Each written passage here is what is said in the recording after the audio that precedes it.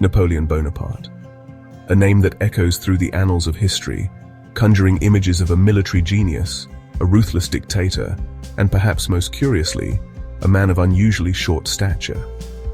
But how much of this image is rooted in reality, and how much is a product of myth? The name conjures images of a military genius, a ruthless dictator, and a man who, despite his towering achievements, is often remembered for his supposed lack of physical height.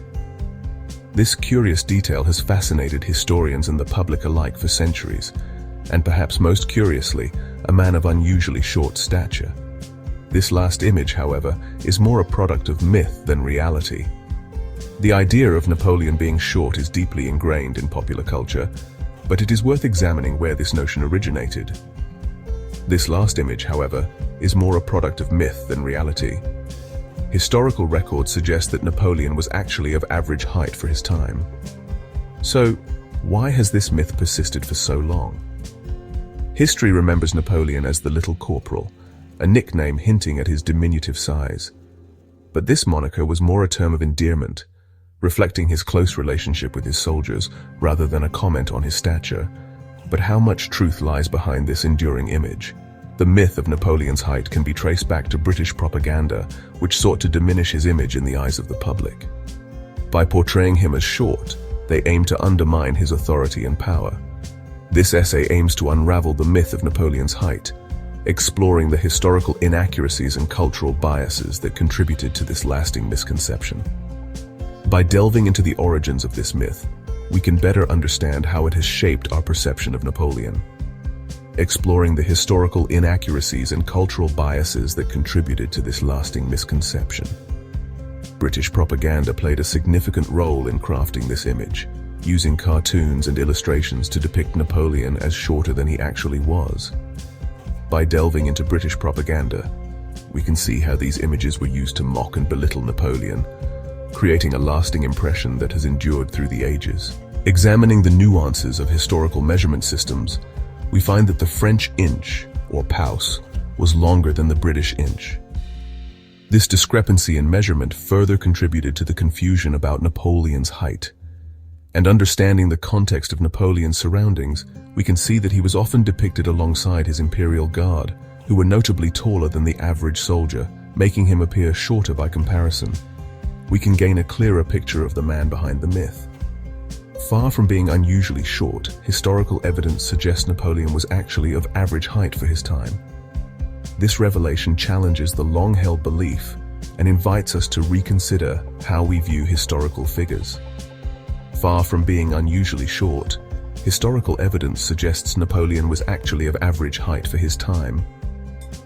This enduring myth, perpetuated through centuries, reveals how easily misinformation can become embedded in our understanding of the past. This enduring myth, perpetuated through centuries, reveals how easily misinformation can become embedded in our understanding of the past. It serves as a reminder of the power of propaganda and the importance of questioning historical narratives. Through a careful examination of historical sources, we can begin to separate fact from fiction. By scrutinizing the evidence, we can challenge the myths that have shaped our perception of historical figures. We can begin to separate fact from fiction and gain a more accurate understanding of this pivotal figure in European history. Napoleon's legacy is complex, and by peeling back the layers of myth, we can appreciate the true impact he had on the world, and gain a more accurate understanding of this pivotal figure in European history. By doing so, we not only honor the truth but also enrich our comprehension of the past, allowing us to learn more meaningful lessons from history. To understand the root of the myth, we must journey back to the tumultuous years of the Napoleonic Wars. This was a time of great upheaval and conflict, where nations clashed on the battlefield and in the realm of public opinion. During this period, Great Britain emerged as France's staunchest adversary. The rivalry between these two powerful nations was intense, with each side seeking to outmaneuver the other, both militarily and politically. The British press, eager to demonize Napoleon and undermine his image, seized upon the notion of his short stature. Newspapers and pamphlets were filled with exaggerated stories and illustrations that painted Napoleon in a less than flattering light. Cartoonists, wielding pens like swords, churned out satirical depictions of a comically short Napoleon, often dwarfed by his towering British rivals. These images were not just humorous, they were a strategic tool used to belittle and mock the French leader. These caricatures, widely circulated throughout Britain and beyond, played a significant role in shaping public perception. The more people saw these exaggerated depictions, the more they began to believe in the myth of Napoleon's short stature. Napoleon, the ambitious conqueror, was often portrayed as a figure of ridicule, his height or lack thereof, a constant source of mockery. This portrayal served to undermine his authority and diminish his achievements in the eyes of the public. The image of the little corporal took root in the public imagination, fueled by a potent blend of political propaganda and wartime anxieties. This nickname, originally a term of endearment among his soldiers, was twisted into a tool of derision by his enemies.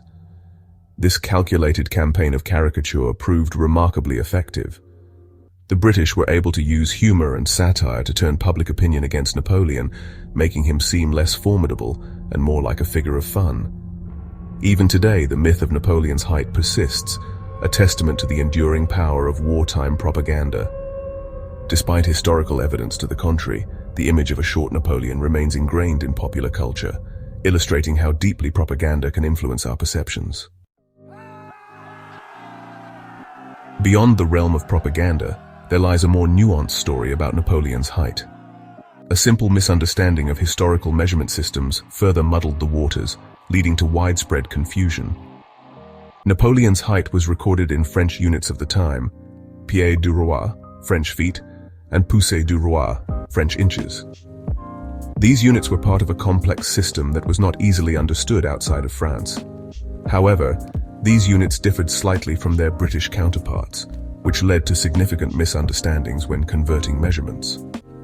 1 French inch was equivalent to approximately 1.065 English inches. This small difference might seem trivial, but it had a big impact on perceptions. This seemingly minor discrepancy, when applied to Napoleon's recorded height of 5 pieds 2 pouces, French, translates to roughly 5 feet 6 inches in modern English measurements.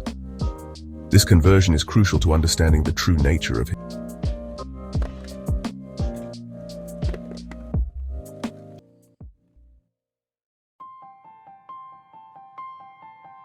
Adding another layer to the myth is the imposing stature of Napoleon's imperial guard.